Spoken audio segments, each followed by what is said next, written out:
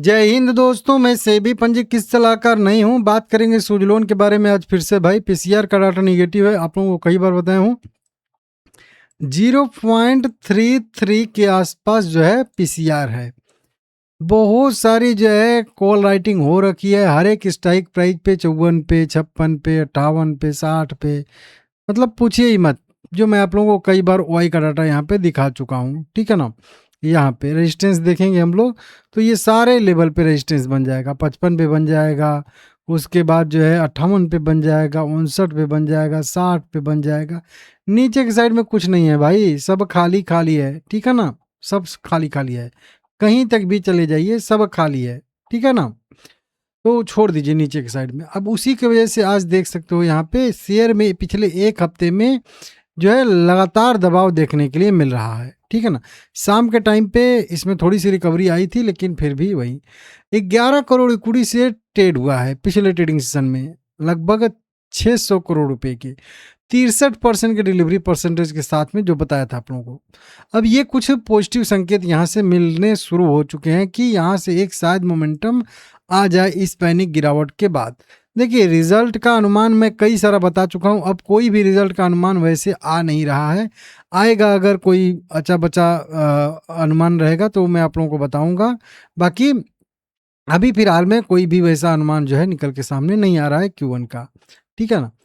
अब देखिए मैं आज चार्ट पे बात करना चाहता हूँ, क्योंकि आज छुट्टी का दिन है तो मैं सभी स्टॉक का थोड़ा सा वीकली चार्ट ही देखता हूँ, ठीक है ना, क्योंकि न्यूज़ तो कुछ रहती नहीं है। अब देखिए इसका वीकली चार्ट अगर हम लोग देखेंगे तो वीकली चार्ट पे क्या दिख रहा है आपको। वीकली चार्ट में वही रिदम ये फॉलो किया, सभी मूविंग एवरेज को एक एक करके टच किया। लास्ट मूविंग एवरेज होता है 200 डी में। आप उसके बाद 250 लगाइए, 300 लगाइए, 500, 1000 लगाइए, उससे मतलब नहीं है। लास्ट मूविंग एवरेज 200 का होता है, ठीक है ना, 200 कैंडल का। अब उसको 200 दिन बोलिए, 200 वीक बोलिए, तो ये तो वीकली कैंडल पे है तो 200 वीक का हो गया, ठीक है ना।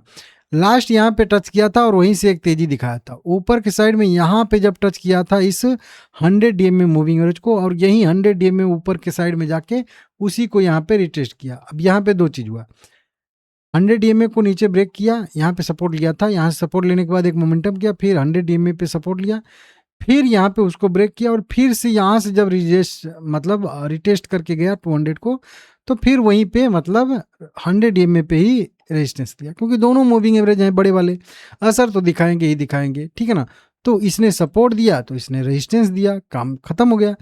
अब उसके बाद नीचे की साइड में देखेंगे तो 20 डीएमए और 50 डीएमए जहाँ पे प्राइस अभी है वहीं पे हैं, जहाँ पे 50 डीएमए और 100 डीएमए हैं वहीं पे जो है प्राइस सपोर्ट ले रहा है। इसके नीचे तो कोई मूविंग एवरेज है नहीं कि नहीं टच करने के लिए जाएगा। तो लॉजिक वीकली चार्ट पे सबसे पहले यही बन रहा है कि यहाँ से वीकली चार्ट के हिसाब से बता रहा हूँ। देखिए हर चार्ट बदलेंगे ना तो तुरंत सिचुएशन बदल जाएगी, क्योंकि मूविंग एवरेज की पोजीशन बदलेगी, चार्ट का पैटर्न बदल जाएगा सबका सब, ठीक है ना।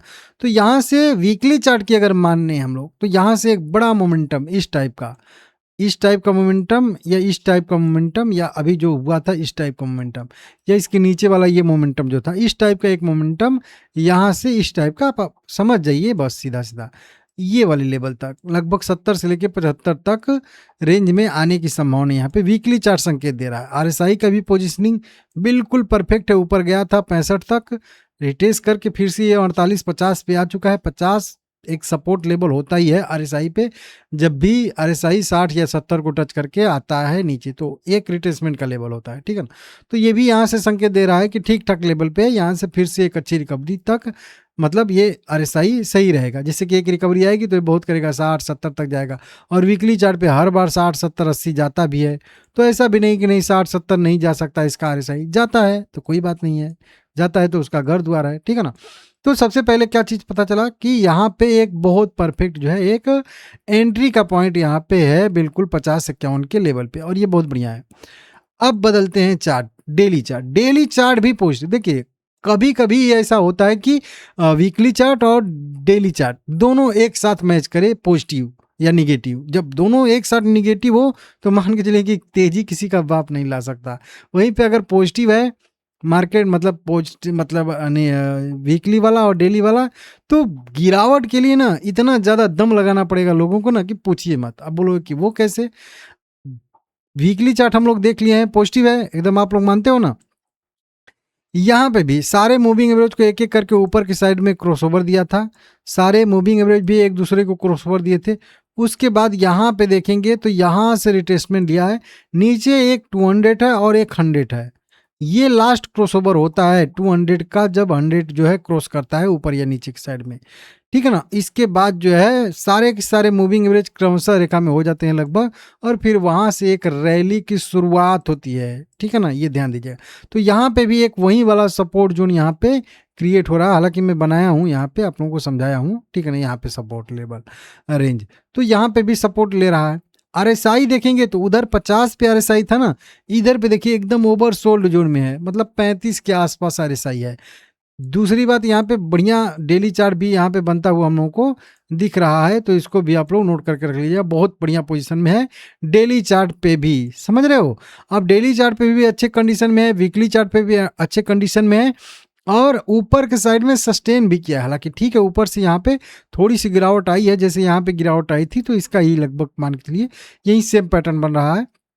लेकिन यहाँ पे जब इतना निगेटिव पीसीआर है, उसके बाद 0.33 पे पीसीआर है, उसके बावजूद भी शेयर जो है उतना ज़्यादा करेक्शन नहीं दिखाया है, ठीक ही है। तो जब इसमें अगर कोई एक ट्रिगर पॉइंट बढ़िया बन जाता है, चाहे मार्केट की वजह से, चाहे शेयर की वजह से, हो सकता है चाहे आगे ऑर्डर मिल सकता है, या कुछ भी कह लीजिए, मान लीजिए कोई भी एक ट्रिगर पॉइंट, और अगर शॉर्ट कवरिंग होती है तो शॉर्ट कवरिंग सीधा इसको 70 तक पहुंचा ही देगी लगभग लगभग। तो इस तरीके से थोड़ा सा पॉजिटिव संकेत इसमें मिल रहा है, कई तरह के इशारे मिल रहे हैं। देखिए, स्टॉक मार्केट में कुछ भी जरूरी नहीं है, इसीलिए मैं बार बार आप लोगों को डिस्क्लेमर देता हूं कि मैं सेबी पंजीकृत सलाहकार नहीं हूं। जो भी मैं एनालिसिस करता हूं, ये आप लोगों के एजुकेशनल पर्पस के लिए और इन्फॉर्मेशन के लिए अपडेट देता हूं। तो जब भी आप खरीदारी बिकवाली करें तो अपने फाइनेंशियल एडवाइजर से जरूर सलाह ले लें, या फिर जहां पे भी आप चाहें, ठीक है ना। तो लेकिन यहाँ से जो संकेत मिल रहे हैं चार्ट के एनालिसिस करने के हिसाब से, वो सारे के सारे पॉजिटिव यहाँ पे हो रहे हैं। नीचे नीचे ठीक है, जब भी कोई एनालिसिस हम करते हैं तो नीचे की भी संभावना तलाशनी ही पड़ती है। नीचे बहुत ज़्यादा नीचे नहीं है, 48 तक, जो मैं आप लोगों को बहुत पहले से सपोर्ट एक बताया हूँ। नीचे अगर जाता भी है तो बहुत ज़्यादा से ज़्यादा 48 तक तो सपोर्ट ले ही लेगा, 48 के नीचे जाने की संभावना तो कमी है। अब एकदम बकवास से बकवास रिजल्ट ही आ जाता है, या कुछ बहुत ही बुरा हो जाता है, तो फिर भाई उसका कह ही नहीं सकते, वो मार्केट का रिस्क तो साथ में रहता ही रहता है। तो ये वाला सपोर्ट, अब इसके सपोर्ट तक अगर करेंट प्राइस से हम लोग जाएंगे तो ये आ रहा है 8%।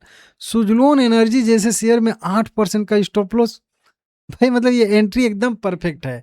समझ रहे हो आप लोग कि 8% का सुजलोन एनर्जी में अगर आपका एसएल बन रहा है, और ऊपर आपको 62, 70, 75 तक के शॉर्ट टर्म लॉन्ग टर्म में मतलब प्राइस देखने के लिए मिल सकते हैं, संभावना है, तो भी कोई दिक्कत यहाँ पे नहीं है मेरे हिसाब से। तो यहाँ पे जिनको भी छोटा मोटा एंट्री उंट्री के बारे में सोचना है, अपने फाइनेंशियल एडवाइजर से सलाह के एंट्री उंट्री के बारे में अपने हिसाब से आप लोग एक बार सोच सकते हो, ठीक है ना। सोचना है बस, ठीक है ना। तो इसको आप लोग देख लीजिएगा, समझ लीजिएगा। बाकी कोई आएगा ब्रोकरेज रिपोर्ट रिजल्ट डेट में आपको बताऊंगा। लाइक करके अपना क्या व्यू है, आपकी भी एनालिसिस कुछ होगी ना, उसको कमेंट बॉक्स में जरूर लिखिएगा, ठीक है।